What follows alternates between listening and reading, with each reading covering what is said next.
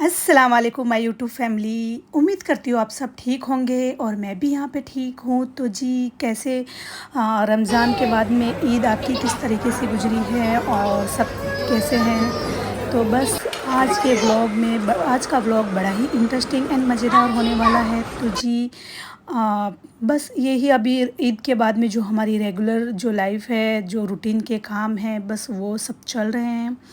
और जी रमज़ान में बहुत सारा ताला भुना खाया था, तो बस जी आ गए हैं जिम मैंने जॉइन कर लिया है।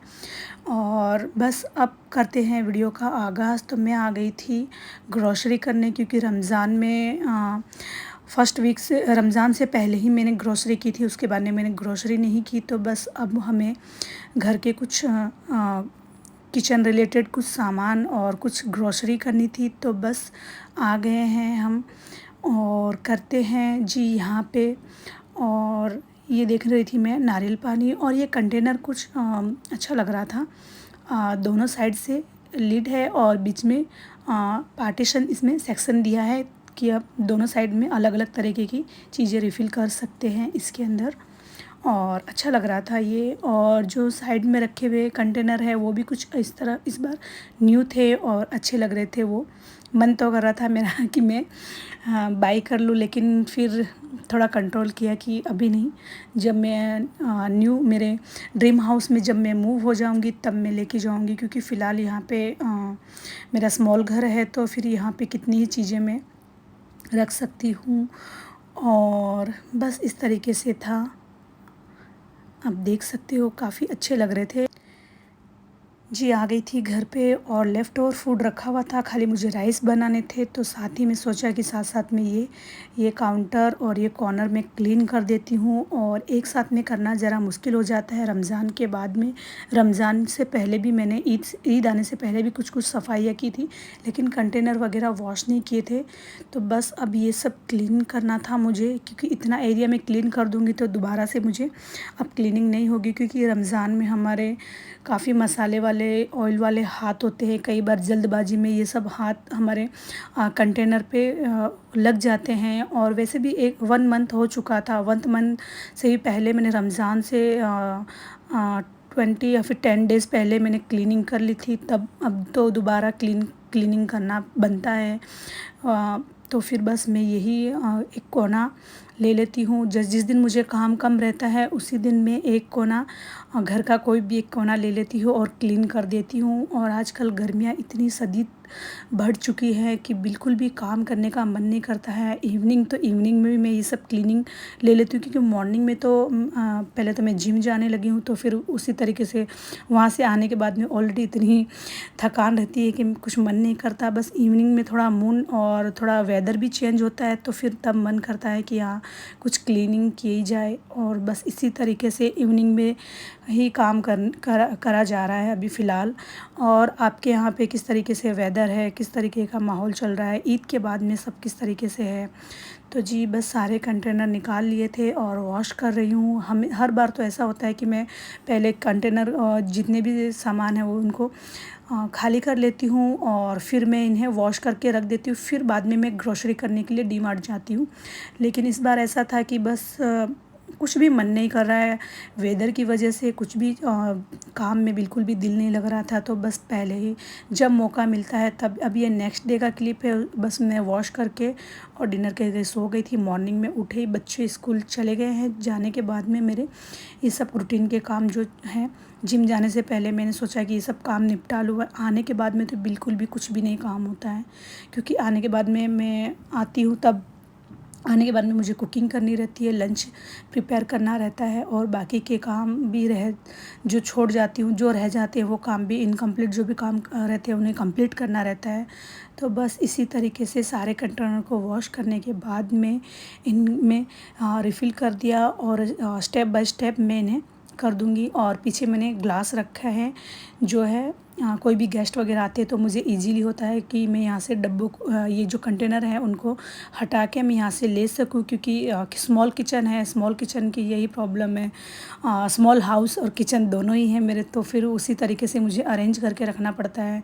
क्योंकि अगर मैं बाहर कहीं पे रखूँ तो फिर मुझे इन्हें इतनी स्पेस नहीं है मेरे पास में कि मैं इन्हें रख सकूँ। तो बस मैंने जो ऊपर अब ये नीचे जो कंटेनर थे मसाले वाले, बस इनमें कुछ कुछ मसाला मुझे फ़िल करना है, वो फ़िल कर दूँगी और इन्हें मैं वॉश नहीं करूँगी। बस इसी तरीके से मैंने रमज़ान में आई थिंक बीच में मैंने वॉश किया था इन्हें, तो मैंने सोचा कि चलो अभी इन्हें वॉश नहीं करते हैं और इसी तरीके से इनमें हल्का फुल्का इनकी डस्ट निकाल देते हैं और फिर इनमें अच्छे से अरेंज करके इन्हें रख देते। तो जी हो गया कॉर्नर कंप्लीट।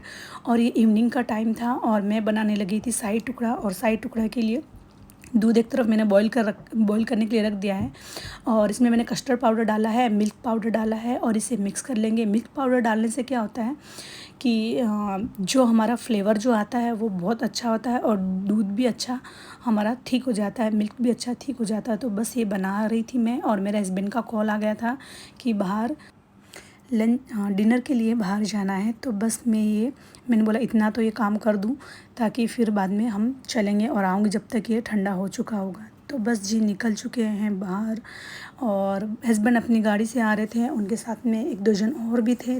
तो वो बोले कि आप बच्चों को लेके डायरेक्ट आ जाओ वहाँ पे, और मुझे लेना था मेरी बहन की बेटियों को और मैंने इन्हें यहाँ से इनके घर से ले लिया है और ये अभी इनकी मस्तियाँ स्टार्ट होगी, आप देखना। तो जी चलते हैं अंदर। पानी पीनी है। पानी पीनी है, हाँ। पानी दो उसको, पानी दे दो।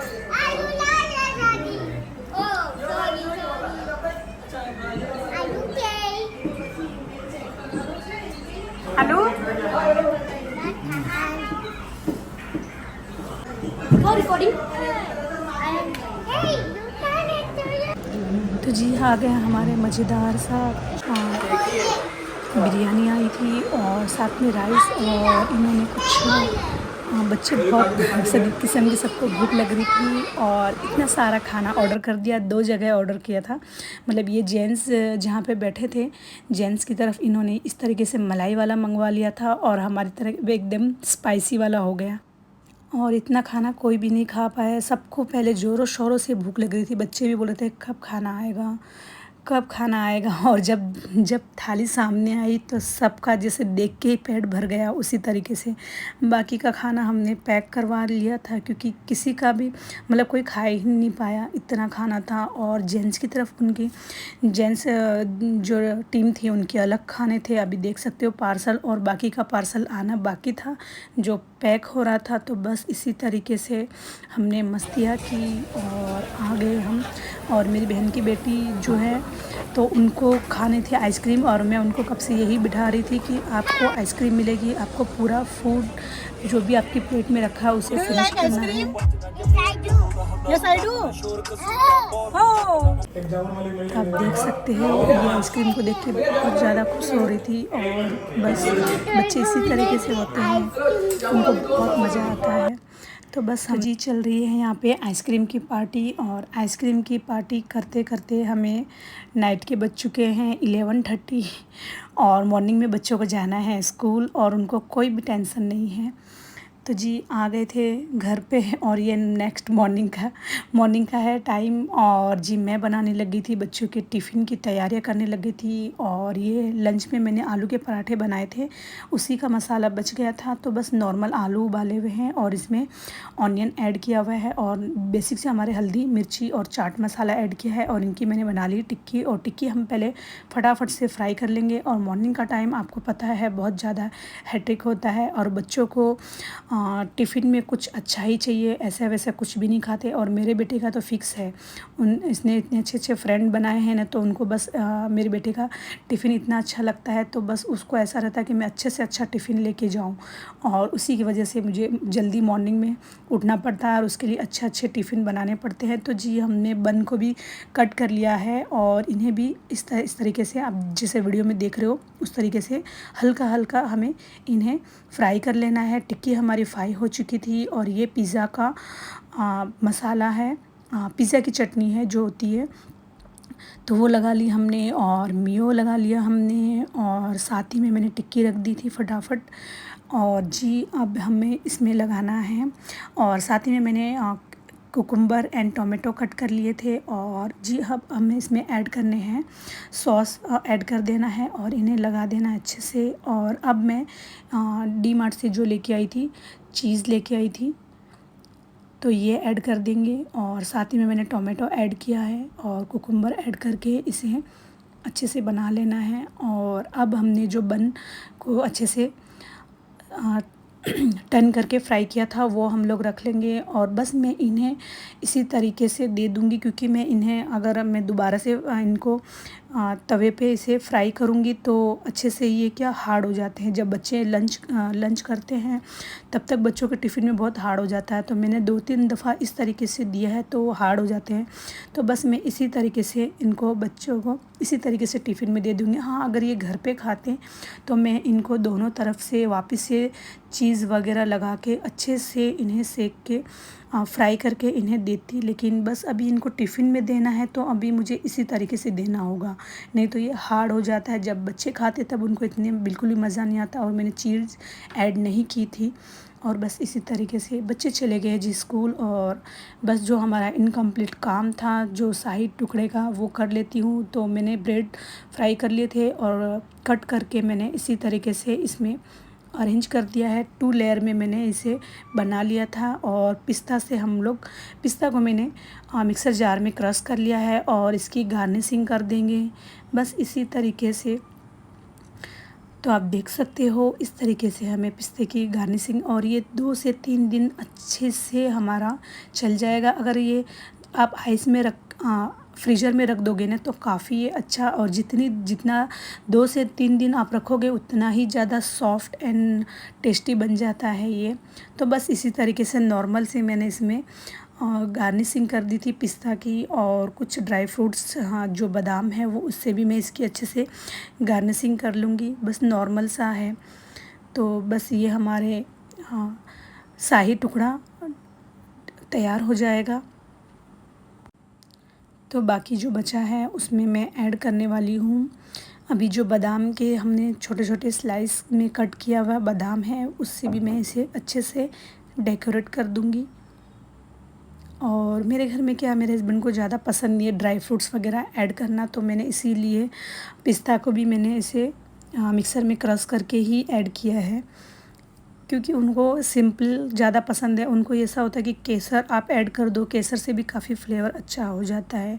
इलायची पाउडर हमने ऐड किया, उससे भी काफ़ी फ्लेवर अच्छा हो जाता है। मिल्क पाउडर की ऐड किया हमने, उससे भी काफ़ी फ्लेवर अच्छा हो जाता है। तो बस इसी तरीके से हमारे बन गया है शाही टुकड़ा। उम्मीद करती हूँ आज का व्लॉग आपको पसंद आया होगा। पसंद आए तो प्लीज़ लाइक कर देना, शेयर कर देना। मिलेंगे नेक्स्ट वीडियो में, तब तक के लिए अल्लाह हाफिज़।